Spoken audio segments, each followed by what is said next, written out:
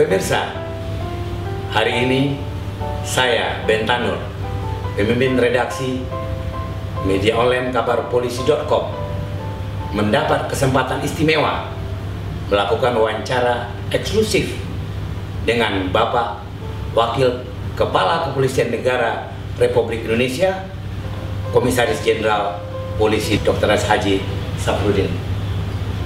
Assalamualaikum Pak. Waalaikumsalam. Apa kabar? Ya, baik. Luar biasa Pak, kami mengamati perjalanan Bapak beberapa waktu yang lalu melalui media online dan televisi ke Yordania, Timur Tengah. Dalam kesempatan itu Pak Wakapolri memimpin delegasi bertemu dengan pimpinan kepolisian Yordania. Kira-kira kenapa Yordania yang menjadi tujuan dari Polri Pak di sekian banyak negara di Timur Tengah? Nah, mungkin saya jelaskan dulu. Baik Pak. Tugas ke Yordania itu bukan hanya tugas dari Polri, itu tugas dari negara ya, yang sudah tertuang dalam Perpres Peraturan Presiden dalam pembentukan atau pembangunan Universitas Islam Internasional Indonesia, sekaligus pembangunan peradaban Islam di timur belahan dunia timur.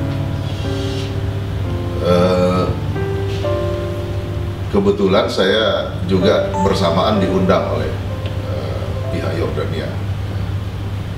Kemudian Kapolri memerintahkan saya untuk menghadiri undangan itu.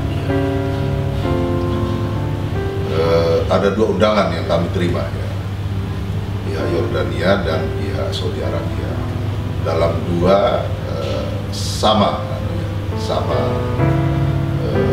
masalahnya, kepentingannya sama, yaitu kepentingan kerjasama di bidang penanggulangan terorisme. Ya. Satu di Jordania, satu Saudi Arabia. Untuk Saudi Arabia nanti Pak Kapolri yang akan ke sana, ya, insya Allah mungkin bulan 3, supaya lama. Kalau Jordania saya. Baik Pak, sebelumnya maaf, waktu itu Bapak juga sempat melakukan kunjungan ke Duta Besar Yordania di Jakarta. Teman saya. Oh, teman Bapak. Jadi Dubes Jordania dan Dubes Saudi itu sahabat saya. Oh, sahabat, baik Pak. Sahabat lama. Dubes Saudi dan Dubes Jordania kita membicarakan masalah-masalah itu karena Jazirah Arab, negara-negara Jazirah Arab dan Indonesia itu negara Muslim terbesar ya, betul. Yang sekarang dikenal dengan situasi global, dengan Arab Spring, Indonesia yang Islamnya yang moderat, ya dikenal.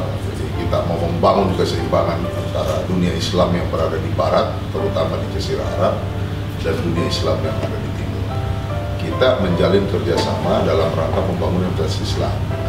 Sehingga saya ke Jordan itu bersama-sama dengan para tokoh-tokoh Islam moderat. Islam moderat. Ya, sama-sama berangkatnya memang, ya, karena tugasnya dua. Iya. Kalau itu di sana kami diterima di satu sisi oleh kepolisian dalam rangka saya berbicara tentang penanggulangan terorisme dengan pendekatan soft power itu. Kemudian tugas kedua saya bersama-sama dengan beberapa profesor, tokoh-tokoh Islam, para intelektual Islam berkunjung ke beberapa universitas Islam terkemuka di Jordan dan diterima oleh Menteri Dalam Negeri Yordania. Nah, kita berbicara itu kerjasama itu. Jadi menurut apakah ada perubahan pendekatan dalam penanganan terorisme Pak? Ya. Karena selama ini yang kami lihat lebih banyak tindak. Nah, itu yang kelihatan. Yang lebih banyak sebenarnya soft power. Cegah. Iya, lebih banyak pencegahan. 80% pencegahan, 20% penindakan. Cuma kan yang tertarik oleh media itu penindakannya, pencegahannya nggak pernah diliput. Iya. Soft power lebih banyak, penegakan hukum itu hampir 90% dalam penanggulangan terorisme dengan penegakan hukum.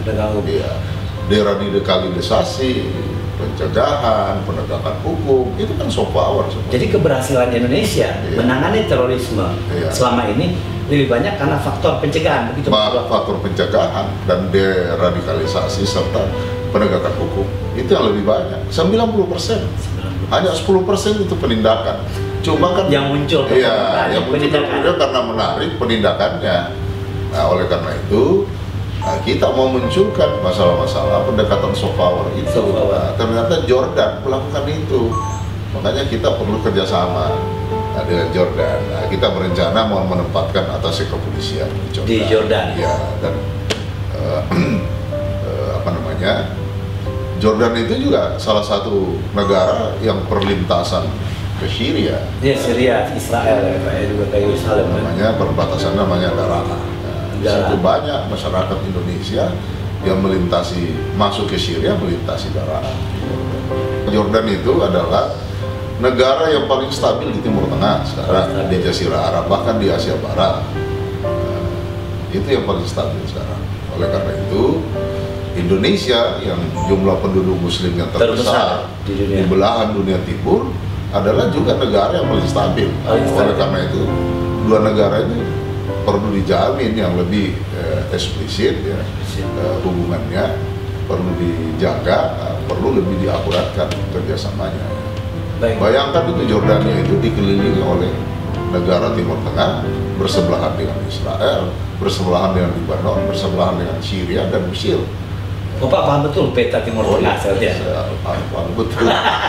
Iya, luar biasa. Dan dunia saya memang bekerja sama dengan Timur Tengah sudah lama. Saya jalin, bukan sekarang, bukan setelah saya jadi Wakapolri.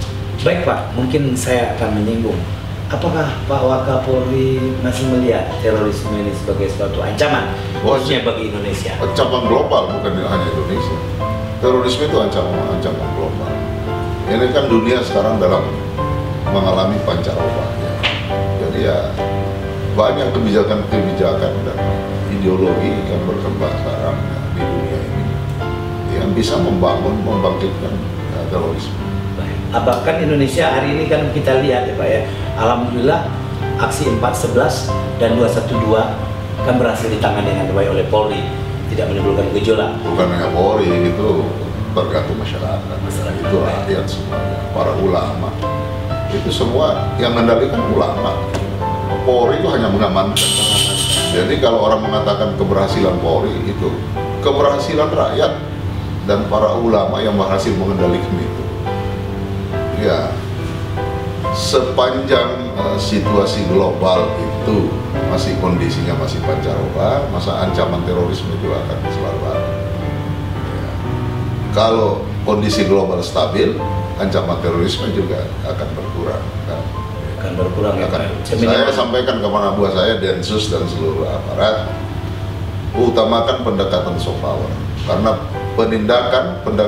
pendekatan ke hard power itu tidak akan bisa menyelesaikan masalah. Tidak bisa menyelesaikan.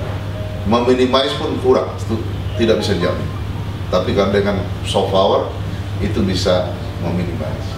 Pak, waktu fit and proper test Kapolri waktu itu, Pak Saf termasuk yang terang-terangan secara satu yang terang terbuka mengatakan Pak Tito sangat layak jadi Kapolri. Ya, saya menginginkan beliau jadi Kapolri dari iya, dulu. Baik. Bukan sekarang, dari beliau dari Letnan, saya selalu sudah bilang bahwa nanti di kemudian hari, karena dulu masih junior saya panggil Dede, Anda akan jadi Kapolri nanti. Jadi harus persiapkan jauh-jauh hari sebelumnya. Bahkan ketika beliau dilantik jadi Kapolda Metro, saya panggil ke ruangan saya bahwa begitu hari ini dilantik jadi Kapolda Metro, sekaligus persiapan untuk jadi pemimpin Polri. Mungkin ini penutup wawancara. Terima kasih Pak. Kami mengikuti karya Bapak luar biasa, dari ajudan Wakil Presiden waktu itu Pak JK, Kapolda Sumatera Utara, Kapolda Kalimantan Selatan, dan Bapak jadi Kadif Propam, kemudian menjadi Kalemdiklat dan Wakapolri. Luar biasa. Di tengah kesibukan seperti ini, Bapak masih sempat melakukan kegiatan olahraga? Oh, saya olahraga rutin. Rutin? Agak ramping kelihatannya sekarang nih Pak. Saya berenang dan jogging, hanya dua olahraga saya. Hanya dua olahraga Pak ya? Iya. Jadi kira-kira itu saja dulu Pak. Ya, terima kasih. Terima kasih. Pemirsa, itulah wawancara kami dengan Bapak Komisaris Jenderal Polisi Dr. Andus Haji Safruddin, Wakil Kepala Kepolisian Negara Republik Indonesia. Semoga wawancara ini membawa manfaat bagi kita semua. Assalamualaikum warahmatullahi wabarakatuh. Waalaikumsalam. Terima kasih.